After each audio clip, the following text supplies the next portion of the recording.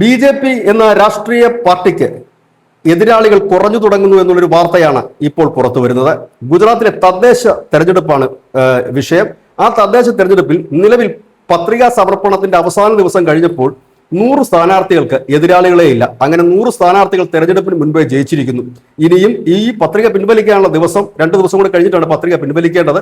ആ ദിവസം കൂടെ കഴിഞ്ഞാൽ ഒരുപക്ഷെ ഇതിന്റെ എണ്ണം ഇനിയും കൂടുമെന്നാണ് പലരും പറയുന്നത്. 2021 237 പേർ ഇങ്ങനെ എതിരില്ലാതെ BJPയുടെ തെരഞ്ഞെടുക്കപ്പെട്ടിരുന്നു.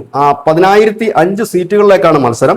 15 മുനിസിപ്പാലിറ്റികൾ, 84 മുനിസിപ്പൽ കോർപ്പറേഷനുകൾ, 34 ജില്ലാ പഞ്ചായത്തുകൾ, 260 താലൂക്ക് പഞ്ചായത്തുകൾ എന്നിവിടങ്ങളിലേക്കാണ് ഏപ്രിൽ 11 തെരഞ്ഞെടുപ്പ് നടക്കുന്നത്. ഇതിനിടയിൽ ഈ എതിരാളികൾ ഇല്ലാത്തത് മൂലം ഒരു മുനിസിപ്പാലിറ്റി ഇപ്പോൾ തന്നെ BJPക്ക് ലഭിച്ചിരിക്കുന്നു. ഗുജറാത്തിലുള്ള കാഡി മുനിസിപ്പാലിറ്റിയാണ് ലഭിച്ചിരിക്കുന്നത്. ഇവിടെ 36 സീറ്റാണ് ഉണ്ടായിരുന്നത്. ഈ 36-ൽ 23 സീറ്റുകൾക്ക് BJPക്ക് എതിരാളികൾ ഉണ്ടായിരുന്നില്ല.